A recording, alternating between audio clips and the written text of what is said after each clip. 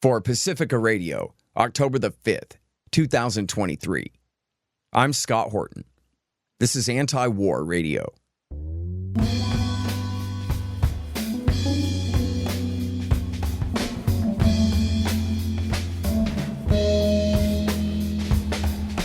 All right, y'all, welcome to the show. It is Antiwar Radio.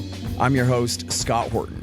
I'm the editorial director of Antiwar.com and author of the book Enough Already, Time to End the War on Terrorism. You can find my full interview archive, almost 6,000 of them now, going back to 2003, at scotthorton.org and at youtube.com/Scott Horton Show and at all the video sites /Scott Horton Show.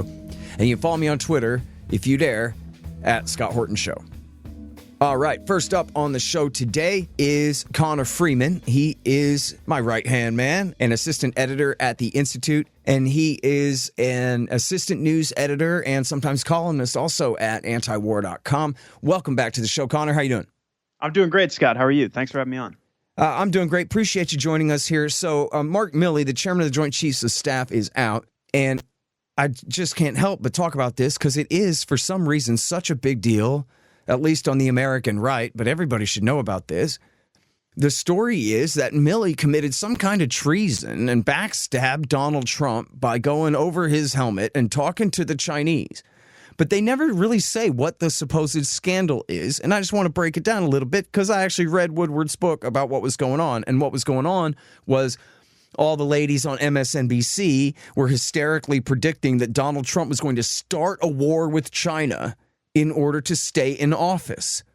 And Milley, knowing that the Chinese would be hearing those rumors, called up his counterpart in the Chinese military and said, I want you to know that's complete nonsense. We're not going to surprise attack you for Donald Trump's politics. You can rest assured if we ever go to war, it will have been as a result of weeks and weeks of failed diplomacy and a real crisis. It's not going to be some crazy thing like this, over domestic politics. It had never happened. And which, of course, was true. Donald Trump was not planning a surprise attack on China so he could stay in office. The whole thing was crazy.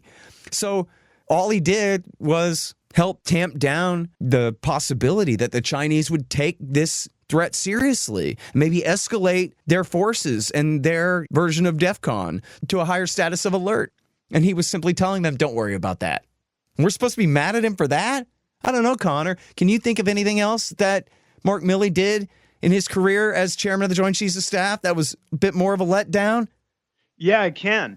And, the most interesting thing to me about that, too, is according to the Washington Post, one of the reasons why U.S. intelligence was indicating that Beijing believed an attack could be imminent was that the U.S. was carrying out dual aircraft carrier strike group military exercises in the South China Sea. And they were also concerned by Trump's, as they put it, belligerent rhetoric towards China. And so Milley said, my task at the time was to de-escalate. But he's done nothing to change the trajectory of U.S. policy in the Asia-Pacific since then. I mean, he's overseen these massive escalations in Barack Obama's Asia pivot, the largest military buildup since the Second World War, encircling China for a future war in the region under Trump and Biden.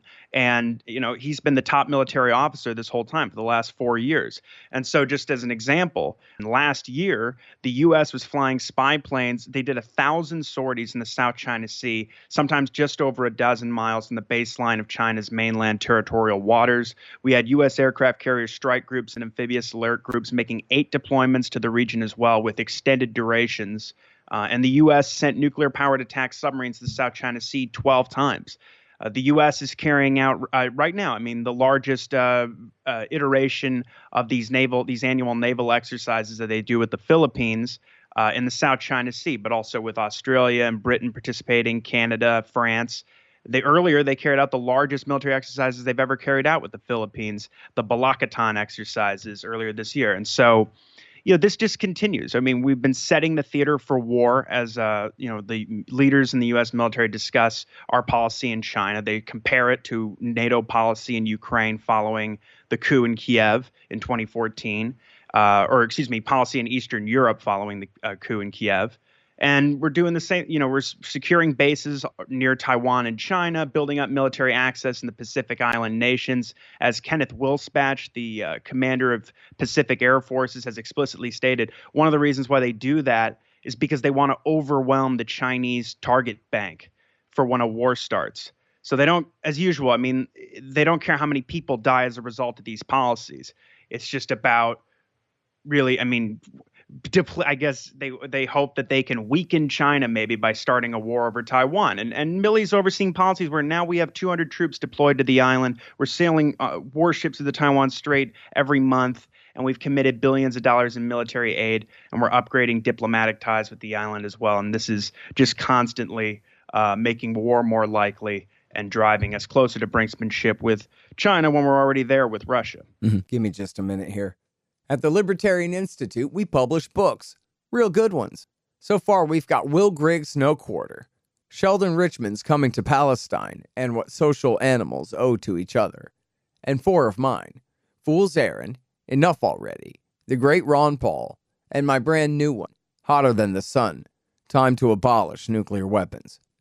And I'm happy to announce that we've just published our managing editor Keith Knight's first one, The Voluntarist Handbook, an excellent collection of essays by the world's greatest libertarian thinkers and writers, including me. Check them all out at libertarianinstitute.org/books. And for a limited time, signed copies of Enough Already and Hotter Than the Sun are available at scotthorton.org/books. Hey guys, I had some wasps in my house, so I shot them to death with my trusty Bug Assault 3.0 model with the improved salt reservoir and bar safety. I don't have a deal with them, but the show does earn a kickback every time you get a Bug Assault or anything else you buy from Amazon.com by way of the link in the right-hand margin on the front page at scotthorton.org. So keep that in mind. And don't worry about the mess. Your wife will clean it up. Imagine giving a war guarantee to a renegade province of a sovereign nation, right? We can't be an ally with them. They're not even a country. They're 7,000 miles from here.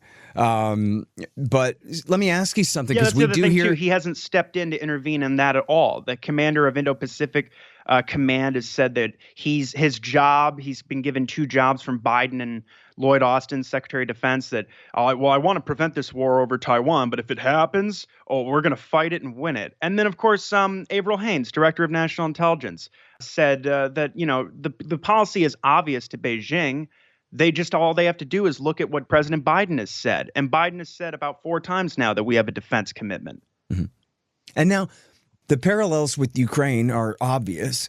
And obviously we have, especially more and more now, open statements by Western officials, NATO and American and Western European national government officials, saying that they like the war and they think it's serving American and Western strategic interests by weakening Russia.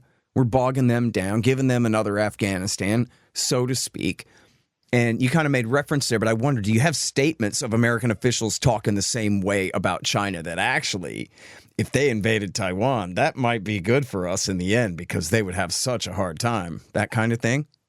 Well, I think that's an example, is what Will Spatch was saying. I mean, I wrote a piece about this for the Institute called Washington Wants War with China Served Hot, Not Cold. And what you'll find there is mostly that, I mean, the Secretary of the Army, the Secretary of the Navy, the Secretary of the Air Force, they're all talking about going to war with China, hot war with China, not just a proxy war. At the same time, there has been this idea that, a good example of it, it's not as, I haven't heard a comparison to Afghanistan the way we've seen like Hillary Clinton gleefully talk about, and as soon as the Russians invaded Ukraine last year on Rachel Maddow's show. But an example would be Trump's former national security advisor, and there's a Massachusetts representative who made this same point, but there was a U.S. Army War College paper about this as well, that one of the U.S. plans is to blow up the Taiwan semiconductor manufacturing company's facilities as soon as the war starts over the island. And one of the reasons to do that is to basically make it so costly for China to take the island.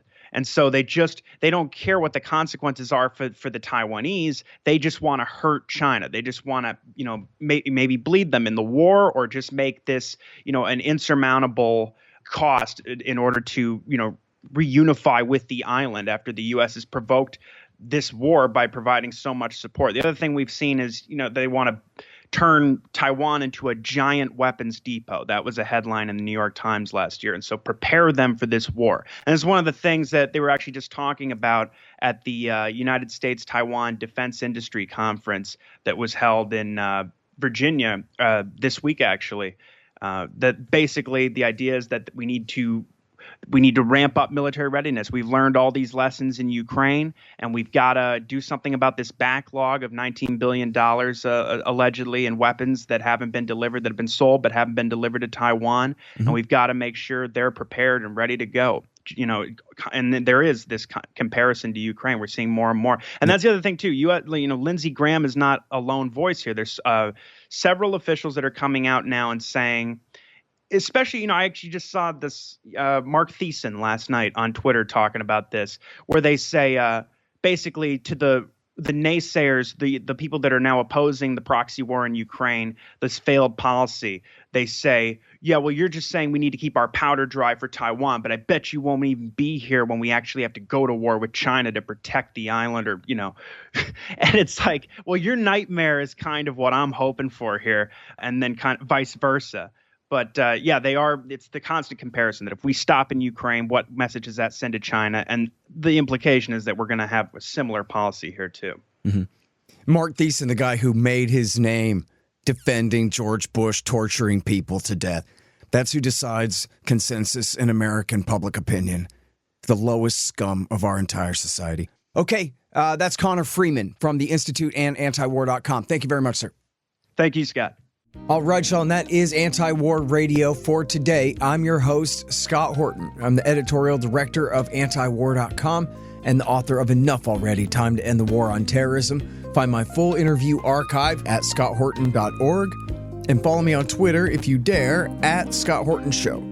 I am here every Thursday from 2:30 to 3 on KPFK 90.7 FM in LA. See you next week.